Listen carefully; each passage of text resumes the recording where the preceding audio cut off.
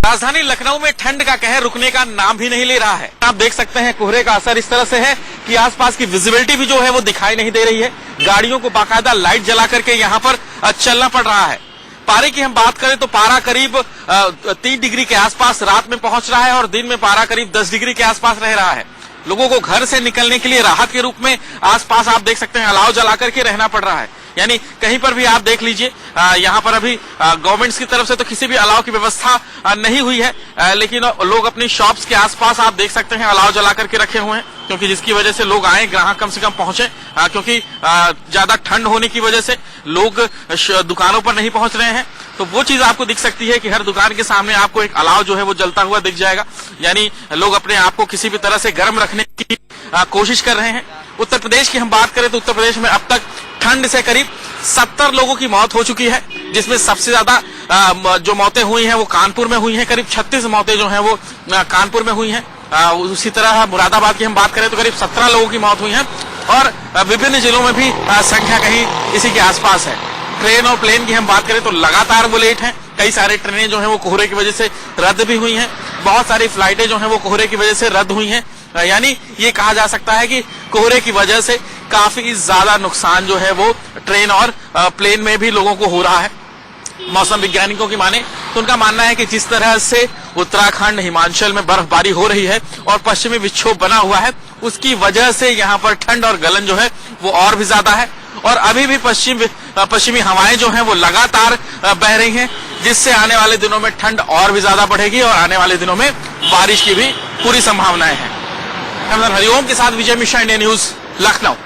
समझिए कि जब बारिश होगी तो ठंड किस कदर कहर बरपाएगी। मैदानी इलाकों में ठंड कहर बनकर अभी फिलहाल टूट रही है। अब तक शीतलहर से फिक्र वाली बात यह है कि 60 लोगों की जान जा चुकी है, लेकिन कुदरत के प्रकोप से राहत मिलने के आसार कुछ नहीं है।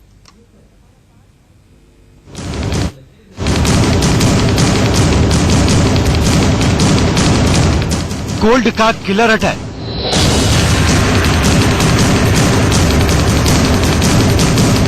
शीतलहर की मार से ठिठुरा हिंदुस्तान। ठंड के आगे बेबस हुए जानवर और इंसान।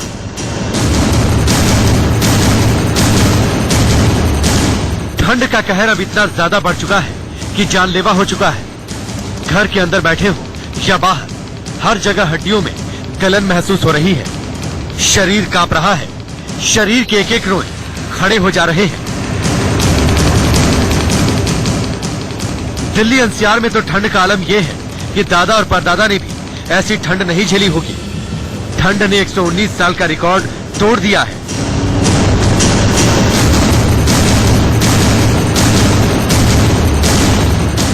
चारों ओर धुंध ही धुंध है।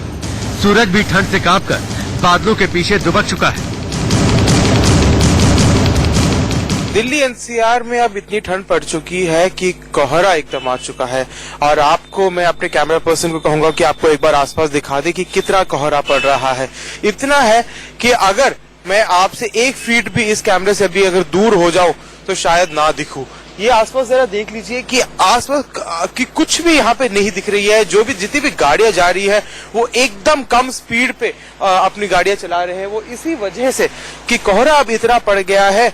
और AQI मीटर ये कह रहा है कि PM 2.5 लेवल्स अब 500 के आसपास है और PM 10 लेवल भी कहीं ना कहीं 500 के आसपास है।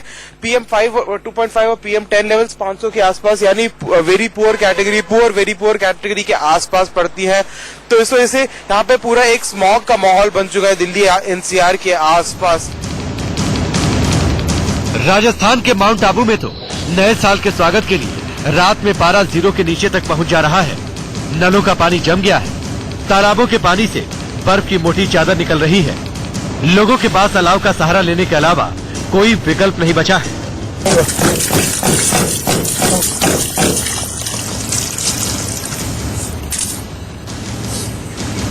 मसूरी के कंपनी गार्डन का नजारा देखिए।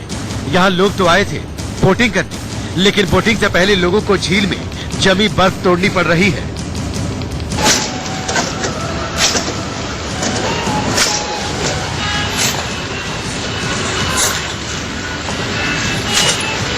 अब जरा एक नजर डालते हैं कि किस इलाके में नए साल के स्वागत के लिए पारा कितना लुढ़क चुका है। उत्तराखंड के केदारनाथ में पारा -8 डिग्री तक जा पहुंचा है, तो बद्रीनाथ में तापमान -11 डिग्री तक लुढ़क चुका है। गंगोत्री में तो ठंड -6 डिग्री का तांडव मचा रही है। वहीं कुफरी में तापमान -4 डिग्री दर्ज किया गया। लेह लद्दाख में पारा -12 डिग्री तक लुढ़क चुका है। मैदानी शहरों में दिल्ली में 119 साल का रिकॉर्ड तोड़कर पारा 4 डिग्री तक पहुंच चुका है।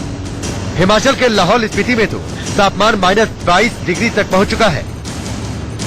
तो हर तरफ केवल ठंड प्रचंड। अब जरा कुछ शहरों पर नजर डालते हैं जहां बर्फबारी तो नहीं हो रही, लेकिन रात में पारा गिरने पर ओस और पानी जम जा रहा है। राजस्थान के डिडवाना में पारा गिरने के बाद मैदान में बर्फबारी जैसा नजारा नजर आ रहा है। ऐसे ही हालात मध्य प्रदेश के डिंडोरी में भी दिखे। छत्तीसगढ़ के कवर्धा और पेंडरा में भी हालात कमोबेश ऐसे ही दिखे। सर्दी सदियों का रिकॉर्ड तोड़ने पर आमादा है।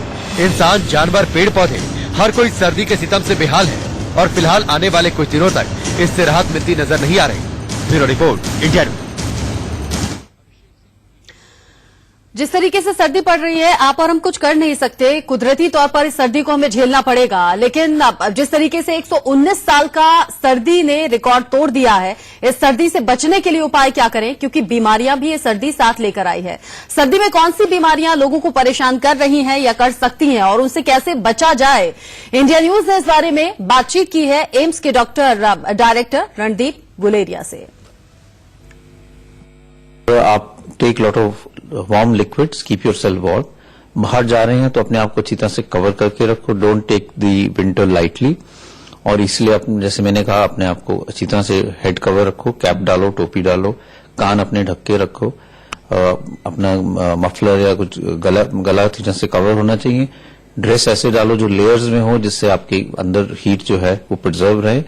और एक्सट्रीम जब आप कहीं ऐसी जगह जा रहे हो जब बहुत ठंडी हवा चल रही है, तो स्पेशली जो बच्चे हैं, जो बुजुर्ग हैं, वो ऐसे एरियाज को अवॉइड करें, क्योंकि इसमें उनको इन्फेक्शन के चांसेस और उनकी अंडरलाइंग डिजीज को एग्रेवेट होने के चांसेस बढ़ जाते हैं। तो रणदीप गुलेरिया ने जिन बातों का जिक्र किया, उन बातों का ख्याल आप रखिए। वो चीजें खाइए जिनकी तासीर गर्म हो, सर्दी से खुद को बचाए रखिए। आगे बढ़ते हुए देख लेते हैं इस वक्त की हेडलाइन।